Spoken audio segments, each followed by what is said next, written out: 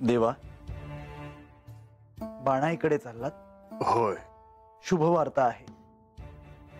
गडावरून बाणाईच्या वाड्यापर्यंत ज्या गुप्त भुयाराचं कार्य सुरू होतं ते आता पूर्ण झालं आहे.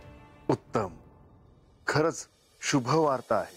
देवा, आपण एकदा स्वतःहून ती गुप्त वाट पाहावी असं मला वाटतं. आपण स्वतः हे काम केलं आहे तेव्हा त्यात काय पाहायचं? तसं नव्हे देवा, परंतु आज आपण बाणाईच्या वाड्यापर्यंत त्या भुयारातून जावं असं मला वाटतं.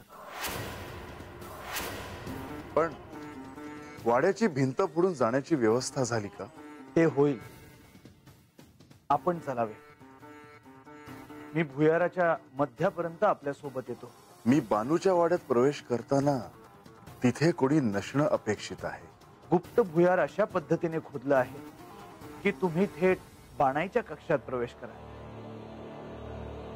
देवा, विलंब नको.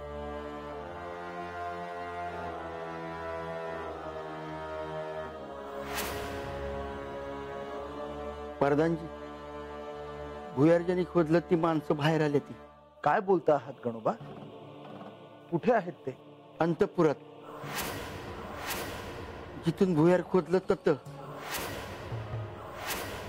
काय सांगायचं त्यासनी? परंतु ते तिथे का थांबले आहेत? आपण तिथे जाऊन पाहू. गणोबा, तुम्ही इथेच थांबा. होय जी. इथून कुठेही जाऊ नका. होय.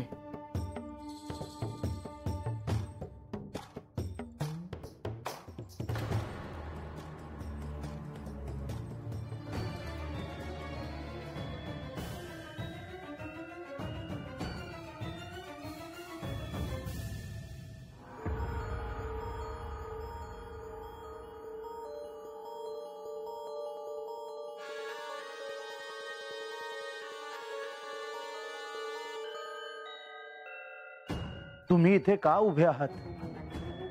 इथे तुम्हाला कोणी पाहिलं असतं तर? प्रधानजी, त्यांना तशा सूचना मिळाल्या नसतील. त्यांना आता इथून बाहेर काढणं महत्वाचं. होय देवा, परंतु मला आधी सांगा, तुम्हाला इथे कोणी पाहिलं आहे का? नाही जी. मग एक काम करा, आता ह्या वरच्या मार्गाने बाहेर पडा. होय जी. थांबा. देवा, आपल्याला घाई करायला हवी.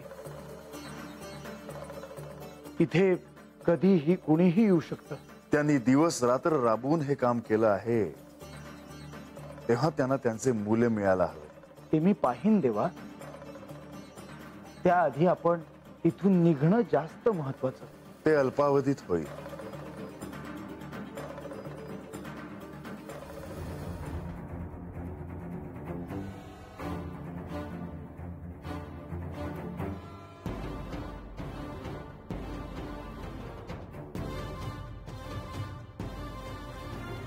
गणोबा. जी देवी, हाक मारलीस का तुम्ही? हे अंतपुरातच आहेत ना? मला यांना भेटायचं आहे. आता काय सांगावं देवीसनी? देवानं परदानजी माणसांसंग तत आहे ती. गणोबा, कसला विचार करता आहात? ते आत नाहीत जी. अंतपुरात नाहीत? ओ भय. मग कुठे गेलेत ते? काय झालं गणोबा? मी विचारलं कुठे गेले आहेत ते. मला भेटायचंय त्यांना. आता देव कुठे गेला आहे ते मला काही ठाव नाही, पर देव आतमध्ये नाहीत हे मला पक्क ठाव आहेत. असं कसं होईल?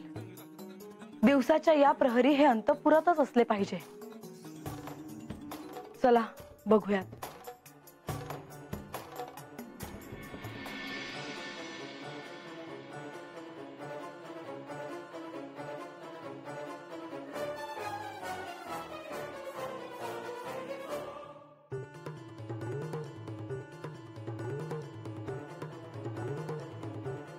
तुमच्या श्रमाचे हे मूल्य देतो आहे, त्याचा स्वीकार करावा. प्रधानजी,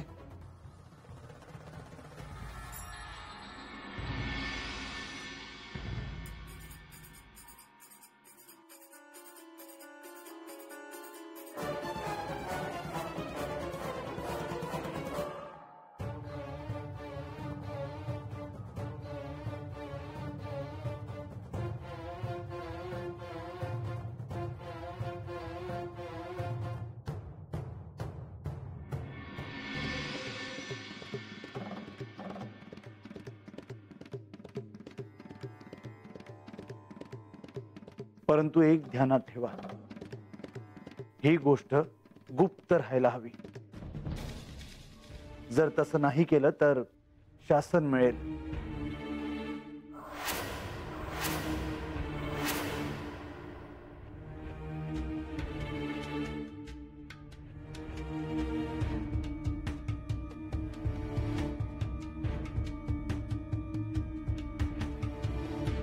देवा, आपण भुयारात प्रवेश करूया.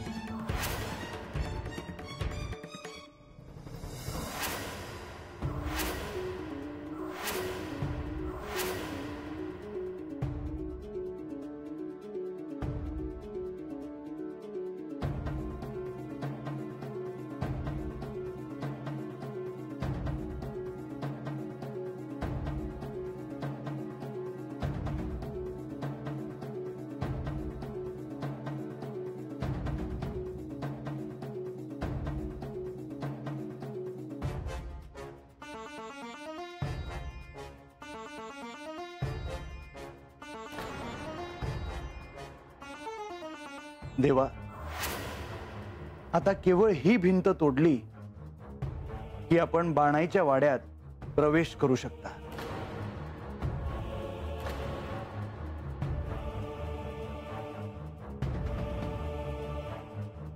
देवा, मी इतर पाहणी करून येतो.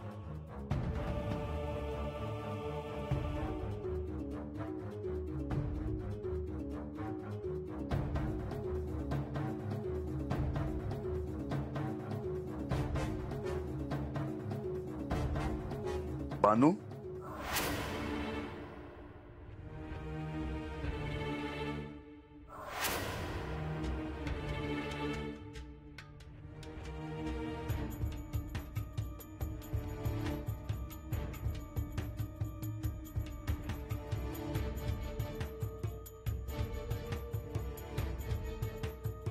देवा, तुमची हाक कानावर पडली आणि असं वाटलं का तुम्ही हतच कुठंतरी हायसा.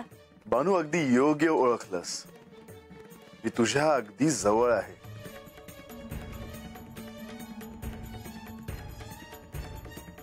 मी तुला सांगितलं होतं ना की मी तुला सारीपाठ शिकवायला येणार आहे म्हणून. आणि त्यावर नारद मुनींनी तुला हे देखील सांगितलं की मी तुला सारीपाठ शिकवायला एक मार्ग शोधून काढला आहे म्हणून. वय देवा, महाराजांनी मला सांगितलं होतं, पर ती वाट कंची हे नव्हतं सांगितलं बघा. अगदी तेच सांगायला मी तुला हाक मारली आहे. बानू, तुला जाणवत असेल की मी तुझ्या जवळ आहे, ह्या वाड्याच्या जवळ आहे. ही मधली एक भिंत फोडली की मी तुझ्या वाड्यात येईन. काय सांगतायसा देवा? खरंच? हो, पर हे कसं काय? गडापासून तुझ्या वाड्यापर्यंत एक गुप्त भुयार खोदलं आहे आणि त्या भुयारातूनच मी इथवर आलो आहे. भुयार? होय बानू, पण ही गोष्ट गुप्त ठेवायला हवी, कोणालाही कळता कामा नये. वय देवा. बानू, आज रात्रीच्या सुमारास मी तुला सारीपाठ शिकवायला येईन, पण ही गोष्ट कोणालाही कळता कामा नये. वय देवा, मी आहे, कुणासनी बी नाही सांगणार. पर देवा, महासाताईसनी हे कळालं तर? त्याचा विचार मी देखील अद्याप केलेला नाही. तिच्यापासून आतापर्यंत ही गोष्ट गुप्त ठेवण्यात आली आहे. निश्चिंत हो बानू, लवकरच मी तुला सारीपाठ शिकवायला येईन. पण तुला एकाग्र चित्ताने ते सर्व काही आत्मसात करावं लागेल. येतो मी.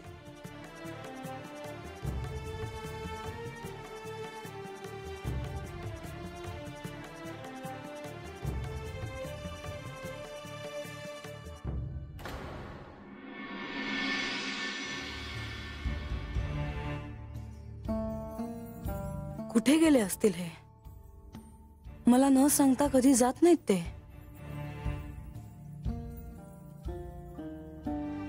लक्ष्मी देवी किंवा बंधूंना त्याबद्दल काही कल्पना असू शकेल.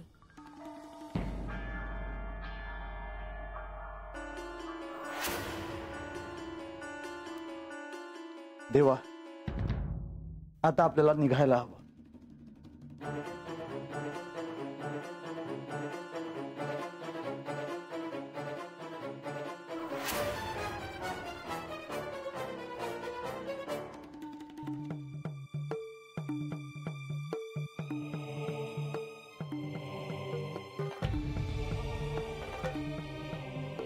लक्ष्मी देवी, लक्ष्मी देवी,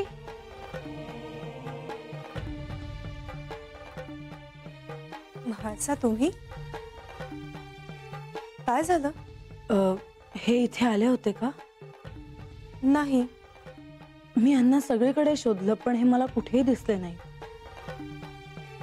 हो का? प्रधानजी कुठे दिसत नाहीयेत. तेही श्री खंडेरायांसोबतच गेले आहे.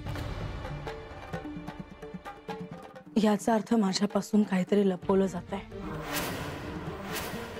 पण ते येतीलच. आपण त्यांनाच विचारावं जे काय आहे ते. मी सारीपाट खेळण्याचा निर्णय घेतला. हा निर्णय मी योग्य घेतला आहे ना?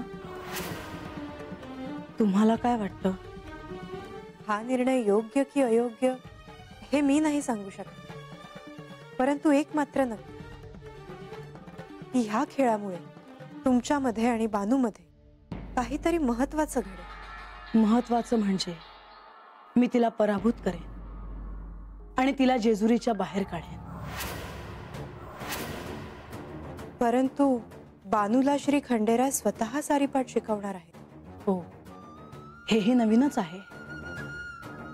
जिला सारीपाटच ठाऊक नाही ती काय माझ्याशी खेळणार? तिच्याशी सारीपाट खेळणं ही एक औपचारिकता आहे. आता माझा विजय निश्चित आहे. म्हाळसा, हा खेळ आपण सावधपणे खेळावा. याआधी सारीपाटात जे काही घडलं त्यापासून सावध राहायला हवंच. पण यांनी बानूला सारीपाट शिकवणं हे तुम्हाला योग्य वाटतंय? परंतु जर तिला सारीपाट ठाऊकच नाही तर ह्यात श्री खंडेराय तरी काय करणार? पण मी त्यांना तिच्या वाड्यावर प्रत्येक दिवशी नाही जाऊ देणार. ते वचनात अडकले आहेत. मी त्यांना 15 दिवसातून 2च वेळा जाऊ देईन. मी एक सुचवू का? सांगा. आपण बानू सोबत जो सारीपाट खेळणार आहात त्याविषयी आपण स्पष्टता ठेवावी.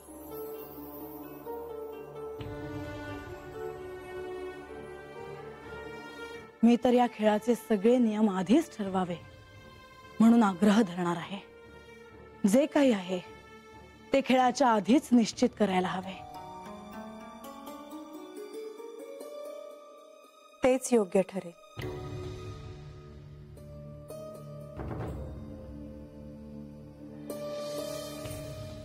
माझ्याकडे या सिंहासनाचा जो अधिकार आहे त्याचा उपयोग करून मी तुला आदेश देते की या जेजुरीतून माझ्या राज्यातून तू प्रस्थान कर, पुन्हा कधीही न येण्यासाठी. तू जेजुरीत थांबावं की नाही ह्या निर्णयासाठी तुला म्हाळसे सोबत सारीपाट खेळावा लागेल.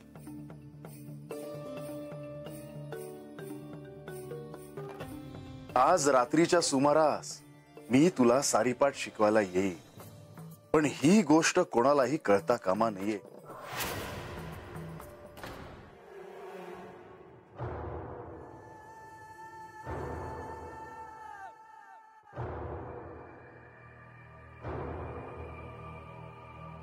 कुठे होतात तुम्ही? किती शोधलं मी तुम्हाला. मी गडावरच होतो. पण मला तुम्ही कसे दिसला नाहीत? मला वाटलं मला न सांगता तिच्या वाड्यावर गेलात की काय. आम्ही ह्याच परिसरात होतो. मला आपल्याशी जरा महत्वाचं बोलायचं आहे. बोलावे देवी. गेले काही दिवस मला गडावर संशयास्पद हालचाली दिसत आहेत, पण त्याविषयी कोणीही बोलताना दिसत नाही.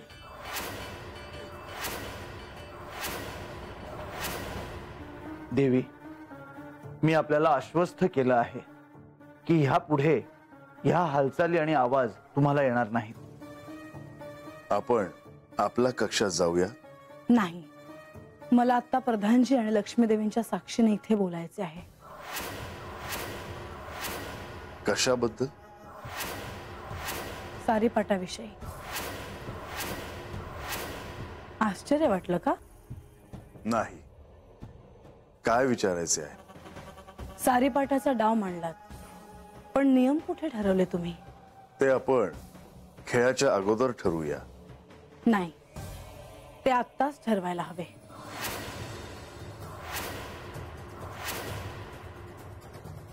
त्यांची इच्छा आहे ना, तुम्ही ऐकून घ्यावं असं मला वाटतं. बरं झालं लक्ष्मीदेवी, तुम्ही इथे आहात. तुमच्या मनात काय आहे ते सांगावं. सारीपाटाचा हा खेळ गुप्तपणे का खेळायचा? तिचा पराजय होईल असं वाटतं म्हणून? असे अजिबात नाही. मग हा खेळ सर्व प्रजेच्या साक्षीने होऊ द्या.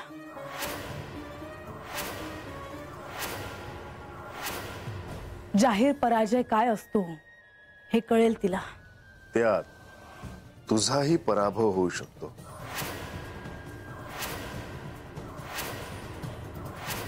नाही, ते शक्य नाही. म्हाळसा, नियतीवर एवढा विश्वास ठेवू नये.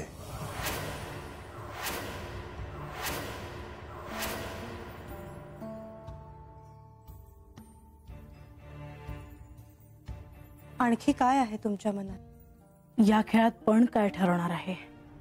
मी ठरवलेलं आहे, पण तू सांग. नाही, तुम्ही सांगा. जर तू जिंकलीस तर बानू जेजुरी बाहेर जाईल, आणि बानू जिंकली तर ती जेजुरीतच राहील.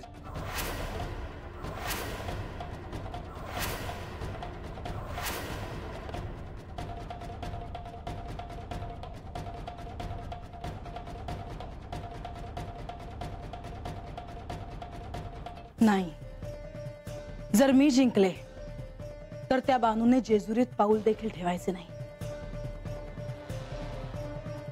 आणि बानू जिंकली तर मी तिला या जेजुरीत मानाचे स्थान देईन. एवढंच नाही तर तुमची दुसरी पत्नी म्हणून मी तिला स्वीकारेन. विचार कर म्हाळसा. मी विचार करूनच बोलते आहे. हा पण आपण निश्चित करू, पण ह्याची कल्पना मला बानूला द्यावी लागेल. ते तुम्ही ठरवा काय करायचं ते. ह्या खेळाचे स्थान काय ठरवावे?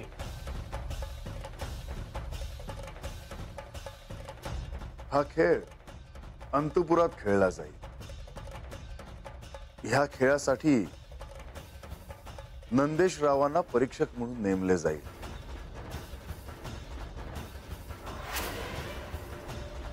पण मी तुम्हाला तिच्या वाड्यावर 15 दिवसातून 2च वेळा जाऊ देईन.